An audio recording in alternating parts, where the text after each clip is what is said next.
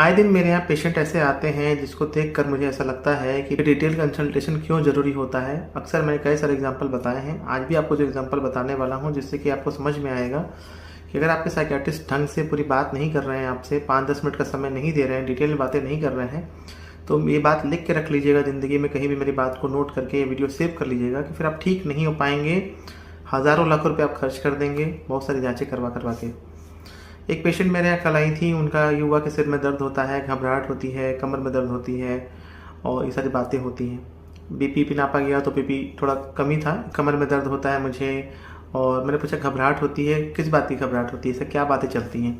नहीं ऐसे ही घबराहट चलती है। फिर मैंने उनके पति से पूछा गुस्सा करती हैं? बोले हाँ गुस्सा तो करती है। छोटी छोटी बातों को दिल पे लेती हैं? बोले हाँ छोटी छोटी बातों को दिल पे लेती हैं।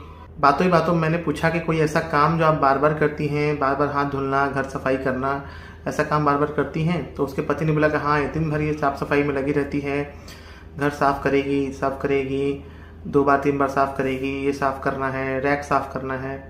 जबकि उनकी पत्नी बोल रही कि नहीं ऐसा कुछ नहीं है, हम उतना सफाई नहीं करते हैं, सफाई तो करना ही होता है, बच्चे गंदा कर देते हैं, काफ़ी गंदा कर देते हैं। मैंने पूछा कि क्या कुछ चीज़ छूती हैं तो बार बार साफ़ करती हैं, 3 बार 4 बार 5 बार साफ़ करती हैं? तो उनके हस्बैंड ने बोला नहीं वैसा नहीं है, लेकिन जब अगर कोई भी चीज़ सामान इधर से उधर हो गया, ये सामान उधर हो गया, सुबह धो धा के घर जाएगी, उसके बाद बाहर से जब आएगी तो फिर से घर धोएगी, इतना तो नहीं होना चाहिए। तो वो बोली कि हमको सफाई पसंद है। तो मैंने बोला कि नहीं सफाई अच्छी बात है, सफाई करना बहुत अच्छी बात होती है, लेकिन ज़रूरत से ज़्यादा, क्या आप ज़रूरत से ज़्यादा कर रही हैं? बोले हाँ। फिर उसके पति ने बोला कि बताइए एक दिन ऐसा हुआ कि पूरा रैक पे जाके सामान रखने लगी, 10-10 किलो का सामान रख रही हैं उतना उठा के। तो मैंने बोला जब इतना आप स्ट्रेच करेंगी बॉडी को, इतना लोड देंगी तो आपके पीठ में दर्द तो होगा ही ना, और आपके मन में ओवर थिंकिंग चल रही है या घबराहट हो जा रही है कि नहीं ये साफ़ नहीं है, वो साफ़ नहीं है, तो कहीं ना कहीं ओसीडी की शुरुआत है आपको समझ में नहीं आ पा रहा है, अभी इतना सीवियर नहीं हुआ है, लेकिन ये एक बीमारी है। अगर आप ये सोच रहे हो सिर्फ सिर दर्द की दवा खा लें या कमर दर्द की दवा खा लें या छोटी मोटी दवाइयाँ खा लें तो फिर आप कैसे ठीक हो पाओगे? पहले इस बात को आपको समझना है कि आपके आसपास की जो औरतें हैं कि सब ऐसा ही करती हैं। इन बातों को लेकर मैं समझाया, मैंने उनको ओरिएंट किया।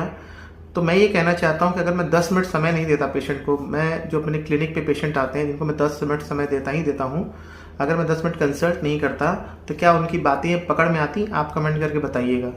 अगर पेशेंट जो बातें बोल रहे होते सिर्फ मैं उनको बातें सुन के दवा लिख देता और मैं अपने मन से नहीं पूछता पेशेंट को लेकर, तो क्या पेशेंट ठीक हो पाता? ये बातें आप खुद सोचिएगा और कमेंट करके बताइएगा। धन्यवाद।